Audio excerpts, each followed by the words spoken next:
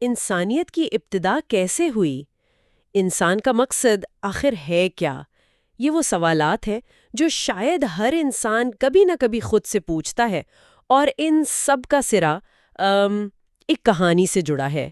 ایک ایسی کہانی جو صرف تاریخ نہیں بلکہ ہمارے وجود کا، ہماری فطرت کا کوڈ ہے۔ حضرت آدم علیہ السلام کی داستان۔ جی، آج ہم اسی داستان کی گہرائی میں اتریں گے، لیکن سوال صرف یہ نہیں کہ کیا ہوا تھا، بلکہ یہ کہ اس سب کا مطلب کیا ہے۔ کیا حضرت آدم کا جنت سے نکلنا صرف ایک سزا تھی، یا انسانیت کے عظیم سفر کا ایک ضروری، ایک لازمی آغاز؟ یہ زاویہ بہت اہم ہے، کیونکہ اگر ہم اسے صرف ایک پرانی کہانی سمجھیں گے تو پھر اس کے اسباق شاید ہمیں اپنے اوپر لاگو ہوتے ہوئے محسوس نہ ہوں۔ صحیح۔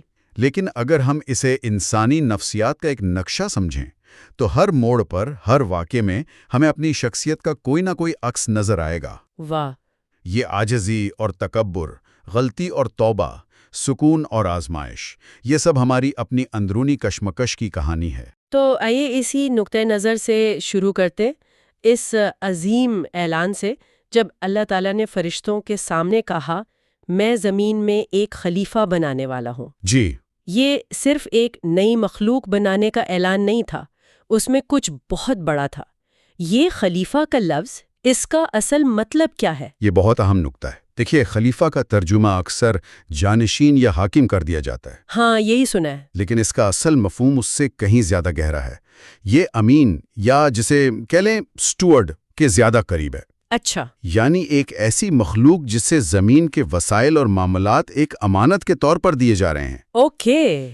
تاکہ وہ اللہ کی مرضی کے مطابق انہیں استعمال کرے۔ ہاں۔ تو یہ اختیار کے ساتھ ساتھ ایک بہت بڑی ذمہ داری کا اعلان تھا، طاقت کا نہیں، امانت داری کا منصب تھا۔ اور فرشتوں کا رد عمل وہ بھی بڑا دلچسپ ہے۔ وہ فوراً کہتے ہیں، کیا تو زمین میں اسے بنائے گا جو اس میں فساد پھیلائے گا اور خون بہائے گا؟ جی، یہ ایک بہت منطقی سوال لگتا ہے۔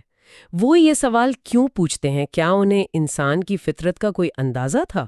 اس پر مختلف آراء ہیں۔ کچھ کہتے ہیں کہ شاید انسان سے پہلے زمین پر موجود جنات نے فساد کیا تھا، تو یہ اس تجربے کی بنیاد پر تھا۔ اچھا۔ لیکن ایک زیادہ گہری تشریح یہ ہے کہ یہ ایک منطقی استفسار تھا۔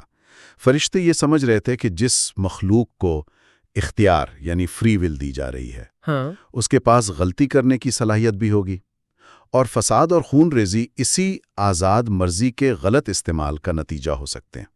تو یہ ایک طرح سے آزاد مرضی سے جڑے خطرے کی طرف پہلا اشارہ تھا۔ اور اللہ کا جواب؟ وہ تو اس سے بھی زیادہ گہرا ہے۔ میں وہ جانتا ہوں جو تم نہیں جانتے۔ بالکل۔ اس ایک جملے میں اس میں انسان کی پوری صلاحیت کا خلاصہ ہے۔ کیسے؟ دیکھ رہا ہوں، تم اس کا اختیار کا غلط استعمال دیکھ رہے ہو، میں اس کا علم حاصل کرنا، محبت کرنا، معاف کرنا، اور سب سے بڑھ کر اپنی غلطی سے سیکھ کر واپس پلٹنے کی غیر معمولی طاقت دیکھ رہا ہوں۔ واو! یعنی یہ انسان کے پوٹینشل پر اللہ کا اعتماد تھا۔ بالکل۔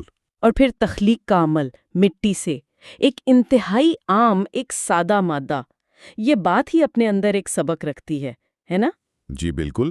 یہ ہمیں ہماری حقیقت یاد دلاتی ہے کہ ہماری ابتدا عاجزی میں ہے، لیکن پھر اللہ نے اس مٹی کے پتلے میں اپنی روح پھونکی اور اسے علم عطا کیا۔ علم؟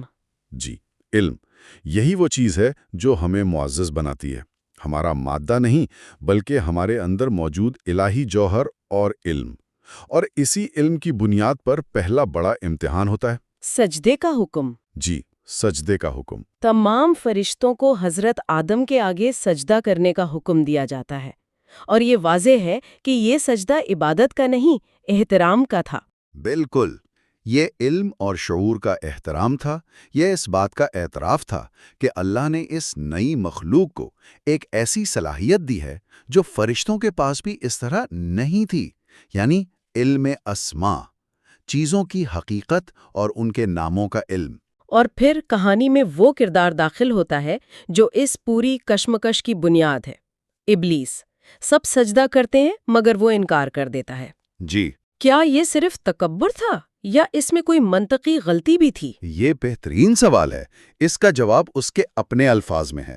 وہ کہتا ہے، میں اس سے بہتر ہوں، تو نے مجھے آگ سے بنایا اور اسے مٹی سے۔ صحیح۔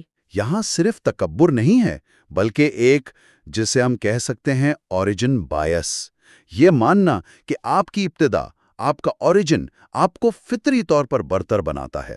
واہ، یعنی یہ سوچ کہ میں کہاں سے آیا ہوں اس بات سے زیادہ اہم ہو گیا کہ مجھے حکم کون دے رہا ہے۔ بالکل، اس نے خالق کے حکم پر اپنی منطق کو، اپنے تجزیے کو ترجیح دی، اور یہیں سے انسان اور شیطان کے درمیان کھلی دشمنی کا آغاز ہو گیا۔ تو اب حضرت آدم اور حضرت حوا جنت میں ہیں، ایک مکمل پرسکون جگہ، کوئی خوف نہیں، کوئی غم نہیں، لیکن اس سکون کے ساتھ ایک شرط ہے۔ ایک شرط؟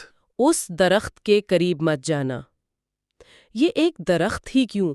اس میں کیا خاص تھا؟ قرآن نے اس درخت کی قسم نہیں بتائی کیونکہ وہ اہم نہیں ہے، اہم وہ حد ہے جو اس درخت نے قائم کی۔ اچھا۔ یہ آزاد مرضی کا پہلا عملی امتحان تھا۔ جنت صرف انعام نہیں تھی بلکہ ایک حالت تھی جس میں ایک ذمہ داری بھی شامل تھی۔ اور ابلیس، جو اب انسان کا کھلا دشمن تھا، وہ اسی حد کو توڑوانے کے موقع کی تلاش میں تھا۔ اور اس کا طریقہ کار بہت نفسیاتی ہے۔ وہ طاقت استعمال نہیں کرتا، وہ دھمکی نہیں دیتا، نہیں، بالکل نہیں۔ وہ وسوسے کا استعمال کرتا ہے، وہ ان کی ایک خواہش کو ان کے خلاف استعمال کرتا ہے۔ جی، اور وہ خواہش ہے ہمیشہ رہنے کی خواہش۔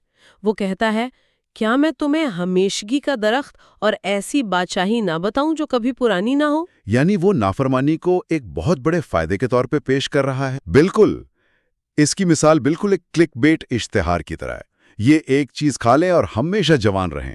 یہ تو زبردست انالوجی ہے۔ شیطان نے تاریخ کا پہلا کلک بیٹ استعمال کیا، یہ پھل کھا لو اور ہمیشہ یہیں رہو گے۔ وہ ہماری سب سے گہری خواہش کو ہمارے خلاف استعمال کرتا ہے، اور وہ قسم کھا کر کہتا ہے کہ میں تمہارا خیر خواہ ہوں۔ یہ تو دھوکے کی انتہا ہے۔ اور یہی اس کا سب سے بڑا ہتھیار ہے۔ وہ کبھی سامنے سے آ کر یہ نہیں کہتا کہ اللہ کی نافرمانی کرو، وہ کہتا ہے یہ تمہارے ہی بھلے کے لیے ہے۔ وہ شک ڈالتا ہے، خواہشات کو بھڑکاتا ہے اور گناہ کو ایک موقع کے طور پر دکھاتا ہے۔ اور قرآن کہتا ہے کہ وہ بھول گئے، انہوں نے پھل کھا لیا اور اس کا نتیجہ فوری تھا اور گہرا تھا۔ جی، ان کے لباس اتر گئے اور انہیں پہلی بار اپنی برنگی اور شرمندگی کا احساس ہوا۔ یہ ایک معصومیت کے خاتمے جیسا تھا۔ اور یہاں کہانی کا وہ موڑ آتا ہے جو میرے خیال میں سب سے اہم ہے۔ کیا یہ کہانی کا خاتمہ تھا؟ نہیں، یہ تو شروعات تھی۔ بالکل۔ ان کا رد عمل ابلیس کے رد عمل سے بالکل مختلف تھا۔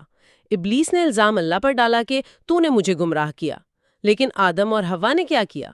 انہوں نے فوراً اپنی غلطی تسلیم کی، اور پھر وہ جو دعا مانگتے ہیں وہ تو کمالی ہے۔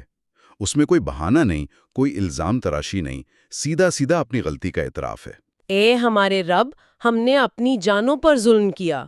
اگر تو ہمیں معاف نہ کرے اور ہم پر رحم نہ کرے تو ہم یقیناً نقصان اٹھانے والوں میں سے ہو جائیں گے۔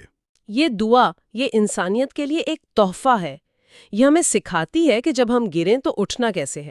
یعنی انہوں نے یہ نہیں کہا کہ شیطان نے بہکایا، انہوں نے پوری ذمہ داری قبول کی۔ یہ بہت بڑی بات ہے۔ بہت بڑی۔ اور اللہ کا جواب اس سے بھی بڑا ہے۔ اس نے فوراً ان کی توبہ قبول کر لی اور انہیں سکھایا کہ وہ بہت توبہ قبول کرنے والا، نہایت رحم کرنے والا ہے۔ تو اسی ایک لمحے میں انسانیت کے لیے رحمت اور واپسی کا دروازہ ہمیشہ کے لیے کھول دیا گیا۔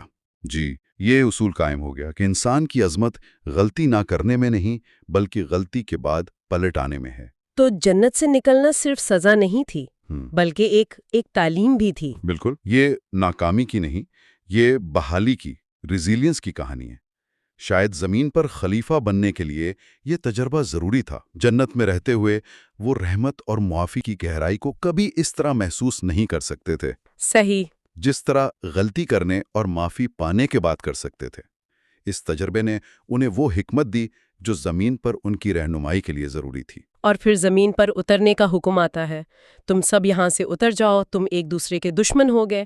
یہیں سے انسانی زندگی کے اصل امتحان کا آغاز ہوتا ہے۔ جی، اب دنیا ایک امتحان گاہ ہے۔ جنت منزل ہے اور دنیا اس منزل تک پہنچنے کا راستہ، اور اس راستے پر انسان اکیلا نہیں ہے۔ ایک طرف شیطان کا وسوسہ، تو دوسری طرف اللہ کی ہدایت کا وعدہ ہے۔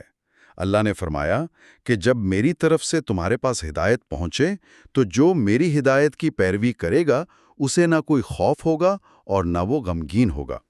ٹھیک ہے،